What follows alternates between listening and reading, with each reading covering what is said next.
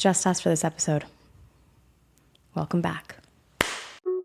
Welcome to the latest episode of Authenticated with your host, Kate McLeod. I am intrigued by people. People watching, I love. People learning, that's where I'm insatiably curious. I'm interested in the why and how of the creative mind's pattern of thinking, the subtext to the creative thinker, or in its more conscious and malleable form, the creative conscious. Because when you are so clear on yourself via the triad of consciousnesses, then you become reflective to others. Meeting yourself is an infectious practice because what feels good is infectious and something I think we could all use a good dose of. So join me in conversations with a diverse arsenal of creative thinkers, from artists to entrepreneurs to serial thinkers ready to optimize their creative conscious. With me, self-made and self-proclaimed creative entrepreneur. Sounds hot, right? Hey, and welcome back to the latest episode of Authenticated. As you all know by now, I'm your host, Kate McLeod. And we've done 12 episodes so far. The first episode gave you a little bit of context into who I am as Kate McLeod and what it means to me to be Kate McLeod and who I am as an artist and kind of the honest snapshot at that very moment in time of the evolution that I was on as an artist. And so I think that after 12 episodes, which if you want to get on my woo train, just like slightly here, is 4 times 3. 3 is a perfect number and 4 is my lucky number. So it's my perfect lucky, 12. But I think that because I'm a delusional optimist, I always think that everything works out in my favor. And I'm pretty sure that this is working out in my favor, that I had to take a couple weeks off to recalibrate and figure out what the new season or the next season, I haven't really said that out loud, but I guess the next 12 episodes are really going to look like. So it's you and me in here because I just need some space to make sure that like I am being as honest with listeners and people who are following along as possible about what it really means to me to be active and be an active participant in my own evolution. And to be honest with myself and by way be practicing honesty with other people or on a platform to be honest about what my evolution is doing right now. So the place where I'm at in my journey, I have 3 businesses at the moment as a creative entrepreneur. I have this podcast platform. I have my Me3 community, which is a place to optimize creative thinking in an individual setting. And then I also have 62 Productions, which is my film production company. And I have just a lot of projects going on right now and a lot going on just because I decided I was going to boss my way really hard into this new year. Energetically, 2025 for me is supposed to be like a really stellar, like groundbreaking year. And it has been feeling like that. But honestly, I've just been overwhelmed recently because there is so much to do. And also because, in all honesty, all of this that I'm doing through creative entrepreneurship, through creative consulting, through producing, through writing, all of these things that I have been doing all come from a place of me being an actor and me loving that more than anything in the world. And sometimes I just feel like that part of me, I don't really have like my finger on the pulse, but I know that's just a way for my brain to trick myself into thinking that there's like less to do so it's more manageable. So I wanted to talk about just like what evolution looks like and what compassion along evolution looks like. For me, it's been looking a lot like calling friends. It's been looking a lot like being honest with people about how things are going or how I feel they're going or how my goals, which are, let's be honest, like highly ambitious. I've had to start a practice for myself of seeing the evidence that is already there that supports what it is that I'm doing. And what that means is to see what I call universal winks. And that is when your frequency of whatever it is that you are trying to reach, like the frequency in which you operate on and enjoy operating on the absolute most, when it is met by another frequency in the universe. And as we know, there are an unquantifiable amount. And so this can look like really simple things. Like this can look like the train coming right as I get down to the platform. And so I don't have to waste any time. And so I can just like hop on the train and go to my destination. I love that. And I believe that if we make habit of these sorts of things, if we just see this evidence and make habit of seeing this evidence, we are going to see more evidence. The evidence that is available to you is the evidence that you make available to you. If you aren't open to seeing evidence that supports your dreams, your ambitions, your desires, your goals, then you're not going to. Like the brain is a very powerful tool. And the brain is this part of our body that we have for just survival. So it's a very tricky thing because we are no longer these primitive sort of instincts. We have to be more in tune with our brains to let them know that we can be safe in bigger spaces, in trying new things, just like full stop. Like I asked my therapist recently, I said, with your expertise, you have a brain, you have a body, which one's smarter? And she said that she couldn't answer that. That's not possible. And like, this is a tangent, but even on my physical exercise journey, yes, I'm working out. Yes, I'm eating correctly. Yes, I'm sleeping properly. But another thing I really have to be in tune with is the way that I speak to myself and the way that I think to myself. Because our brains don't know the difference between sarcasm and honesty. You have to just like tap into your brain to let your brain know like what we are going to think is fact. So evidence for me recently has been popping up in the way of me seeing myself everywhere. Like Zara just dropped out this new collection and their branding identity is nearly identical to Me3 branding. And I was like, what the? I literally thought to myself, did Zara steal my idea? Like, where are the cameras? Like, who is getting my ideas and like taking them? But the thing is, it's not that at all. I could say, oh, I got to throw this away. I got to do something else. I got to trash it. I got to scrap it because Zara already got it. But that's not true. What it means is that the pulse I'm feeling is the pulse other people are feeling. And that in and of itself is indicative of community. And that itself is indicative of me being in tune with what is happening around us. And creative thinking happens when you are in tune with what is around you because you see all the evidence around you and then you create your own reality that is supported by evidence that you see in the world. And so constantly now I am just looking for evidence. I am seeing people's posts that are happening on Instagram. And I was like, oh my God, I literally have that in drafts. But instead of saying, oh, I'm not going to post it because someone else said it, I'm still going to post it. I'm a big proponent of saying, if you don't understand something, find someone else to explain it to you. This is kind of a tangent. I'm having a hard time like kind of seeing the through line here. But anyways, I am just looking for supporting evidence to support me moving forward because it's almost like my confidence build. And it's almost like taking back control of my belief system because I used to be someone who would be very reliant on the approval of other people in order to support what it was I was doing. Like I used to be the person who would call the three best friends about the same problem to get their take on it, to figure out what I should be thinking about it. And now I'm just not that person anymore. And it's really freeing because then those three best friends that I have, when I do call them, we are talking about things that just inspire me and inspire them. And we are talking about being better versions of ourselves. Taking that out of my life and redirecting that energy to myself has been so valuable because my entire support system is, of course, I have other people, but I have it all too.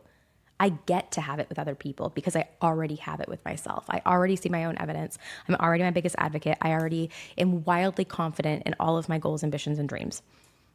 As an artist, as a creative, as an entrepreneur, as a business owner, multi-business owner, which is so wild to say. And one of my closest people is always really good at having me measure backwards and proving to myself what has happened in the span of a year and a half.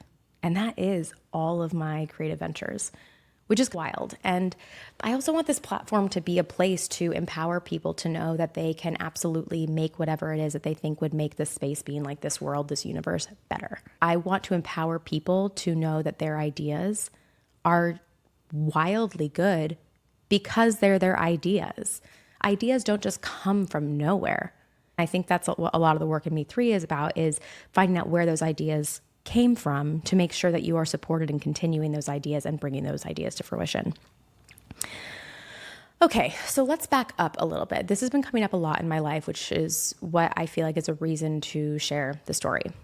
Because as I have been shedding these old identities and really stepping into these new ones with confidence, I have this continued visual in my head where there is like this massive Kate, like Kate who walks the planet and can be seen from outer space, can be seen from satellites. This big, massive Kate walking, and on her back are all these smaller Kates, which are older versions of herself, and they're all like clinging on. And as I heal, shed, move forward, but continue to carry these old versions of myself, but as I continue to be active in my own evolution, I see these little versions of myself falling off. So the weight isn't as hard to carry moving forward. Another adjustment I've had that I think is really good is that negativity that happens around me that I hear secondhand, or that when I feel like things aren't in alignment with me, whether it's someone giving me a negative comment online or it's someone saying negative things about the things that I'm starting that I know are pure of heart and pure of intention, I'm actually realizing that as I'm getting older, I'm pretty grateful for them, because when they have that negativity, that means I don't have to carry it. I am so much in the pathway and the habit right now of just energetic efficiency. And that is preserving my energy. That is putting my energy in places that I need it to go. Like one of my closest people, we talk about rags all the time. Rags is rejection, abandonment, grief, and shame. And these are things that we just never want to feel. And like they are tied to something else. We always say, like, if it is giving rags, give it attention. Because when I give feelings of rejection, abandonment, grief, and shame attention, I usually find like little pockets of energy there that I actually can take and use and redirect in more positive ways to double down or triple down, sometimes even quadruple down on what it is that I'm already doing by alleviating those symptoms of rejection, abandonment, grief, and shame. Those aren't things that we're meant to feel. Those aren't productive feelings. Those keep us stagnant when you can prove through science, through a multitude of mediums of evidence, that those feelings inhibit you. They don't empower you. They don't move you forward. They keep you somewhere else. And there is a thought, I believe it's a Buddhist thought. Girl, I said that and now I'm like, uh-oh, what if it's wrong? But it is that there is no such thing as a hurtful thought in the present thought. The only thoughts that can hurt you are future thoughts and past thoughts. And I think a lot of those sometimes are tied to rags. And I just am not interested in like feeling those things anymore at all. I feel like I've already paid my karmic rags dues in my lifetime so far. So I know for myself that I am allowed to have a couple of years without them. I know that moving forward, those just aren't things that I need to be so closely associated with, because I have proof from the past that they just don't progress me forward and they keep me stagnant when I am a better human to the world, to the universe, to myself, to the close people around me, when I am someone who moves forward. I've been trying to get more into the practice of brain dumping, which is uninhibitedly, is that a word? It is now. Hope you know what it means. Uninhibitedly approaching my thoughts in the morning and just letting loose every single thought that I have that is in there, because it's in there for a reason. Like, I don't think that thoughts are just like happening for no reason. And whenever I feel stuck, I always sit there with patience and compassion, because I know there's more to reveal there. I feel like whenever we get stuck, it is a sign to us that there is something else there for us. And if there is more of yourself anywhere for you, I think that you should always pick it up. I think you should always acknowledge it. I think you should always seek out more information to see what that is there for you, for what reason. So evidence, I feel like, can be anything in your life where it supports you thinking the way that you want to think.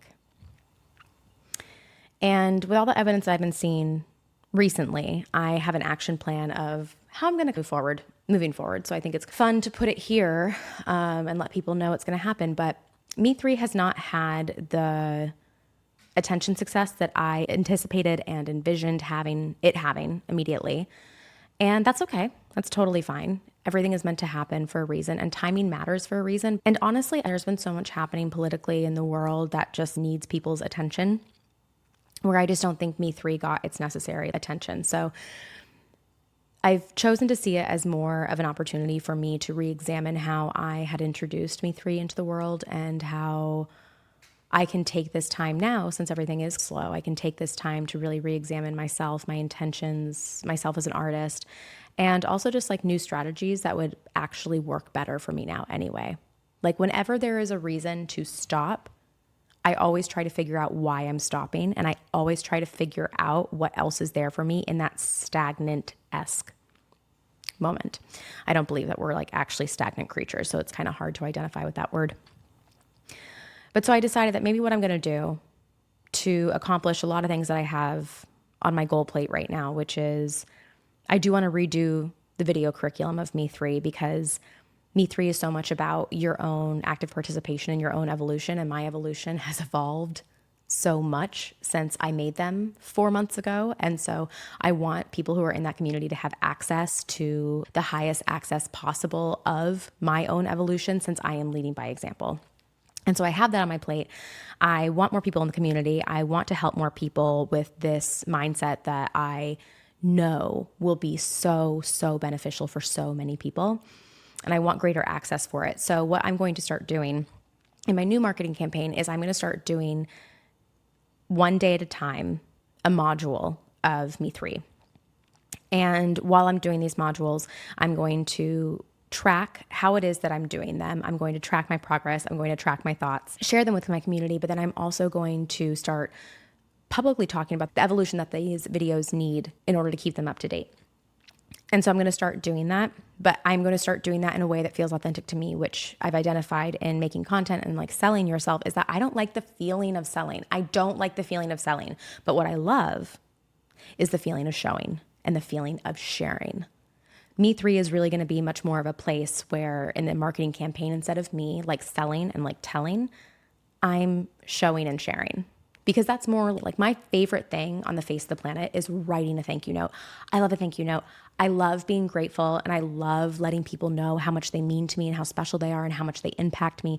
I love all of that. I was the 7-year-old who wrote thank you notes, and I got excited around Christmas time, my birthday, because I knew that I got to write a little list and I got to write a thank you note after. The practice of gratitude towards others has been one of the things that I have always practiced and has felt so natural to me. Oh my God, I'm getting emotional. But that has not been a practice that has come as easily to offering myself. Oh, that's hitting today.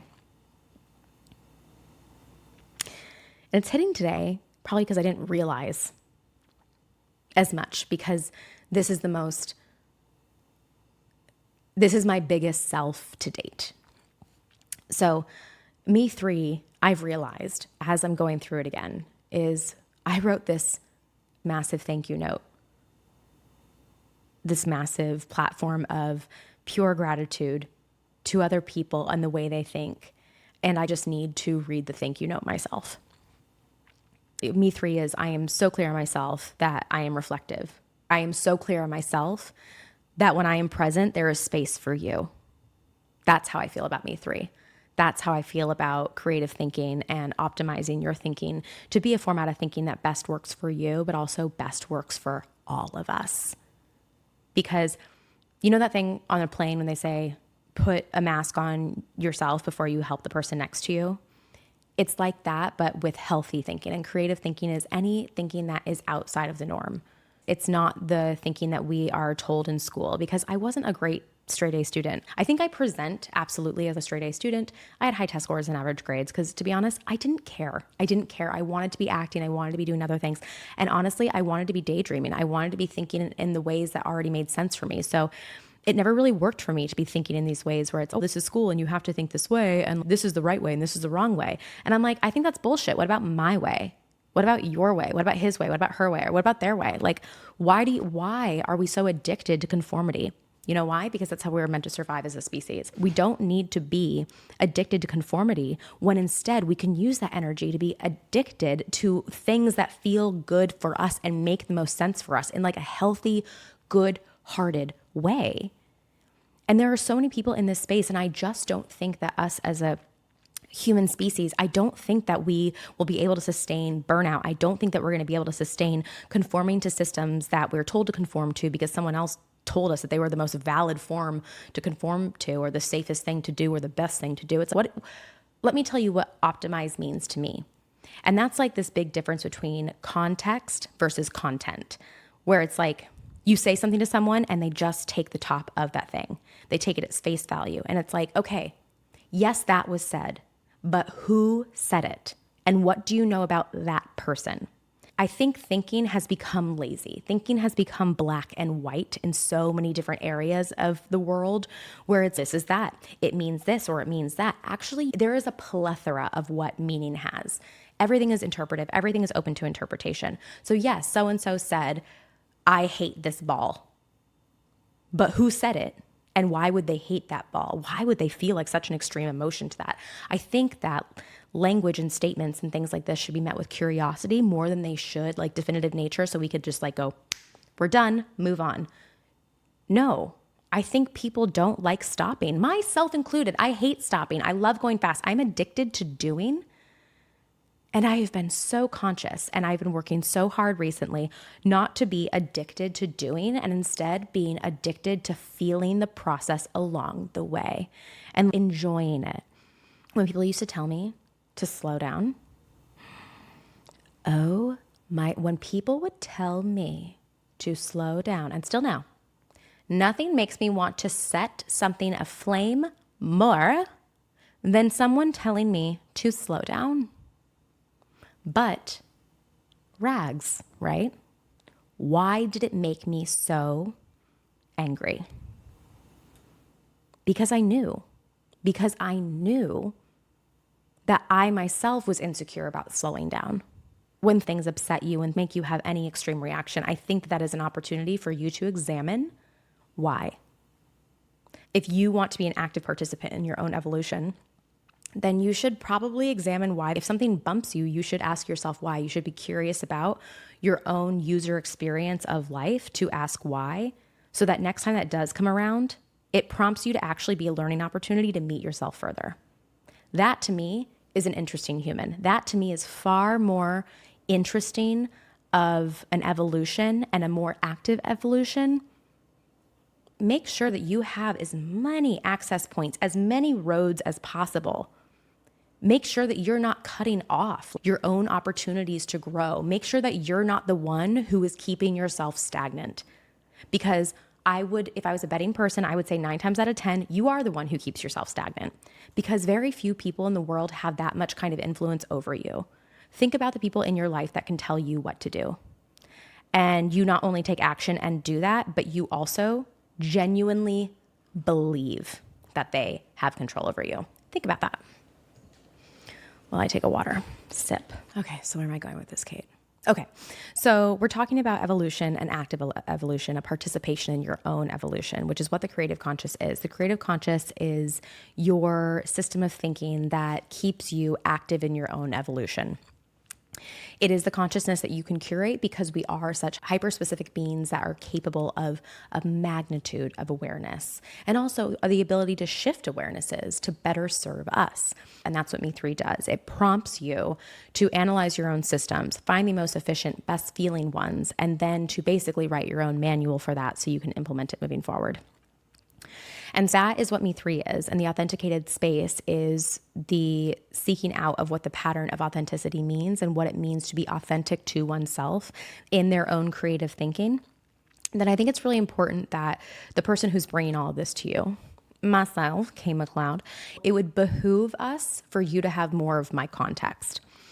So a lot of me developing all of these programs, one, I really wanted to help people. I really wanted an opportunity to clue everybody into this secret. I felt like it found a pot of gold. And I was like, I'm sorry, can everyone there's so much gold here. Can everyone please come here and get some?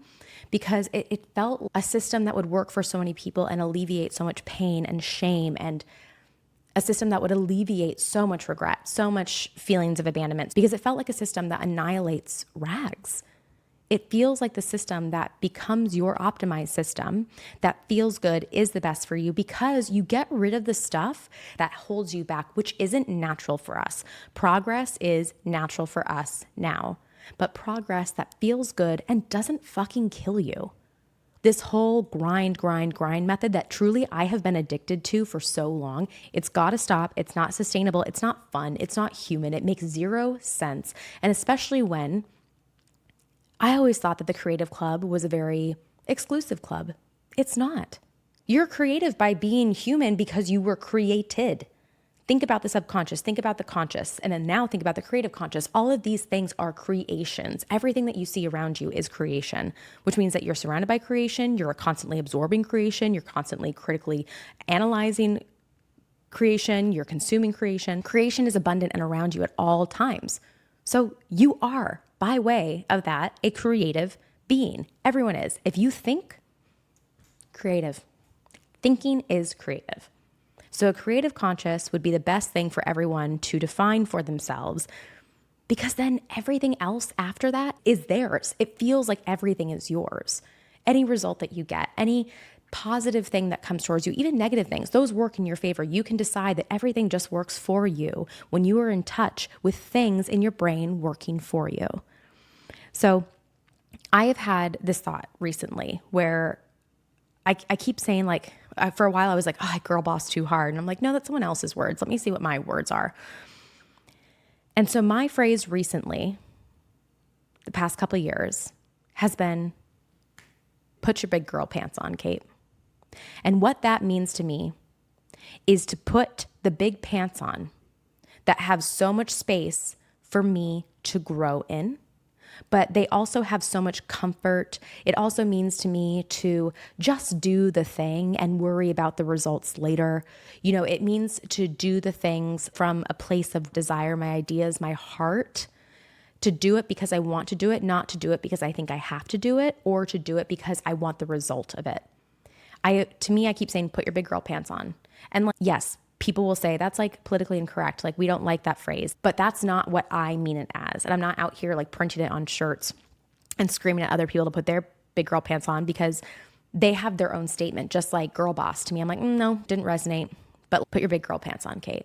So for me, that means to just do the thing I want to because I want to. Like, all I can do is honestly create things, put them out into the world, and then see what happens, get more information, because honestly, everything in the world is just information. Negative, positive, a stop or a block or a green light and a speeding fast go. No matter what it is, it's all information. Something that someone says to me, if it bumps me, information about me, but also information about them. Everything is information, and we are all information gatherers. Being an information gatherer, seeing your own evidence, like building up this confidence, you have to do it from an insular place of things that you define and things that you co-sign on. Make your own definitions. Literally, my job for years has been to pretend to be other people in a place from coming from myself. My most successful acting was when I was just coming from myself. I was being myself, but in these new circumstances. And I think that's what the world needs. Like, we don't need other people to be like, okay, we co-sign on that, or that's cool. Like, I want to applaud myself and that to be enough. Lady Gaga talks about, if there's a million people in a room, but one's rooting for you, lean on that. It's like that one person is always going to be you. And so at the end of the day, when I go to sleep at night, when I'm proud of myself and I always fall asleep, like making gratitudinal. Girl, I am Shakespeare today. What is happening? Gratitude, I always practice gratitude for myself as I go to sleep. I'm always like so thankful for things. I think about what opportunities I had, what opportunities I made, like what I'm grateful for, what I can't wait to be grateful for tomorrow. And even if I had a bad day, that is a practice that is so helpful, because it's such a habit at this point that I am just constantly in a constant state of like saying thank you and being gracious and being grateful. So this part of my evolution is about ripping off my own Band-Aid and just doing all of this work for myself publicly while allowing other people to have a space that is intentionally built, like a roadmap that I've already made. That's what Me3 is. It's a roadmap that I've already made for people to come in and do this work in a way that makes sense to them and is fulfilling to them in that way. But I'm really excited for this new campaign rollout to be able to do one step of the Me3 curriculum at a time. And because I've reached out to a couple influencers for them to do the sort of same thing where I'm like, hey, I'm going to give you free access to Me3. In exchange, I'd like you to do a couple posts about it at your own pace, but like always inspired from places of truth. And like, this doesn't resonate with you, then this isn't the opportunity that we need to explore anymore. But it's so funny because I'm asking these other people to do it. And why am I asking them? One, because I believe their truth. And I also understand and see and believe their value. It's interesting to be able to ask other people to do things that you wouldn't do. And so I stopped myself as I've been sending out these emails and I was like, but why can't you do that, Kate? Why can't you do that first? And I've been thinking about all these creative ways because I've approached a couple people online that are micro influencers, but have like incredible acting skills or like incredible presentation skills, where I'm like, hey, can you actually do this in a way that is honoring your own creative thinking, but as well as what the program is? Like doing it in your character or doing it in one of your presentations or implementing it into your own practice. But I'm like, why am I asking people to do that if I haven't even asked myself to do that? Like, why would I do that? That's so silly. So I was like, oh, okay. Then of course I'm going to keep asking these people, but only while I'm leading by example, because that's what the entire purpose of my artistry is, to lead by example so people can feel more themselves. I want, through all of my art, all of my mediums of art, acting, writing, producing, consulting, everything, I want all of it to just be a way for people to have space and time to think about themselves. That's all it is. It's just a space for you to see more of yourself. So you can illuminate something, so you can unmask something, so you can just further step into your own shoes of who you are. That's the most exciting thing about art to me, because art to me is everything. Everything is art. This is going to be, I don't even know if I'm going to publish this. This is a wild podcast episode. I have so many ideas for solo episodes that I'm going to do. It's going to be about ideas and how we go from ideas, how you go from having an idea to actually defining and exploring and expanding an idea to fully realizing an idea. And I really want to do a podcast episode about that. I've had so many artists on here and just 12 beautiful episodes. I feel like there has been such an evolution of Authenticated. I feel like there has been such a beautiful growth, and I'm pivoting constantly, like trying to figure out what is next and what I'm doing in real time. But that's the beauty of it, because as I'm figuring out myself, I also want this to be a roadmap that someone finds when they need it, to just go, oh, I want to do that. Because it has felt so good having so many people reach out to me and say, how do I do a podcast? Or reach out to me and be like, how do I make a platform like this? Because the person who taught me is myself. And yeah, that was super beneficial. I learned an absolute ton. But listen, how many iterations of the wheel have there been since the invention of the wheel? If anyone knows a number, drop it in the comments, because I would be fascinated to know. I would love to know. But there have been so many iterations of the wheel since the wheel was invented. Of course, anybody can figure out anything. Anybody is capable of figuring out their ownness to like any kind of system that they want to learn. It is beneficial to have some sort of example so that you don't have to follow that example, but that example can prompt you to ask yourself the questions that you need to answer so you can make your own example, so you can be your own example. I have no interest in influencing people to be me or to follow me. I have an interest in influencing people to feel empowered to be themselves. That is what my artistry is. And those are the opportunities that I'm interested in making for myself, finding for myself, and offering other people. That is who I am as an artist. There is space for everyone here. There is exponential space. Don't let other people have your space. Take your own exponential space, because that is the practice that I've been doing. And though it has been wildly uncomfortable, it has been the most rewarding possible. Let me tell you. And I cannot wait to surprise myself over this year. And I can't wait to look back and measure backwards to be like, oh my God, she didn't even know. Like, she didn't even know that was happening right then. Like, how exciting. Like, I just want to live a life of exciting myself and having so much fun, surprising myself, shocking myself. And then, like, when I see comments online on my YouTube or on my Instagram or any of the accounts for any of the businesses, and people are like, oh my God, I needed this. That means that they saw themselves. And that to me is the win. If you can look at me and see yourself, I think that is so cool. I think that is the magic of art. I don't need you to think about me all day. I want you to think about you all day. That's the cool part. That is the cool part of art, because it's so honest and it's so true in a way that it is so honest and it is so true that it is reflective. It knows itself so well, and it knows what it is saying so well that it is applicable to other people, because it allows the space for other people. And as I've been developing Me 3 and I've been working on this podcast, I have had this weird undertone of steering away from acting, where it's I have to expand, I have to broaden. And it's, bitch, I'm an actor. Like, of course it's going to be focused on acting. That's like my heart of hearts. So that doesn't mean it's not applicable to an entrepreneur. That doesn't mean that creative thinking and like my creativity, my art isn't applicable to people in the sciences. Arts and sciences have been associated and correlated for so long, since the dawn of the systemic school systems. They are one and the other. Life emulates art, art emulates life. Science and art are interchangeable. And that's like in everything. There's not one way to do anything. There's just not. And that is a belief that has taken me so long to actually genuinely believe for myself. And I finally do, and it feels fucking great. I used to be so influenced by other people and like what they said, and in a way that was hurtful. And now I'm influenced in the way out of curiosity, where I want to meet. I'm like, oh, why did you say that? Do I need that? If it's all disinformation, if you say something positive or negative to me and it comes to me, I get to decide how I want to use that. I get to decide if that's actually about me or if that's actually about you. But if I come with a critical eye because I am an active participant in my own evolution, I get to decide where that gets categorized. You get to decide what the system of storage is for all of your experiences throughout life. You get to decide how things affect you. Decide is a huge theme in Me3, because we always talk about the power of deciding, and we always talk about what decision does for you and how decision is your own autonomy. And so I'm just like right now in the place of my own creative evolution that I'm just deciding that I'm just going to be more raw and show more of myself, as opposed to like arriving to this place of being like, well, this is my profession, so I have to show up professionally. What does that mean, and who decided that? Who cares? Who cares? Professional? I'm not interested in who's the most professional. I'm just interested in who I resonate with. I have another dear friend who so wonderfully talked to me recently and said, hey, I love the Me3 adage. Like, it is so hyper polished. It's so you. It's clean and numerical. It's so Kate, but it's also not. And I was like, what does that mean? And she's like, you're funny. Like, your characters that you do all the time, you're still an actor. Like, the messiness, like, where's the human? It's so not human.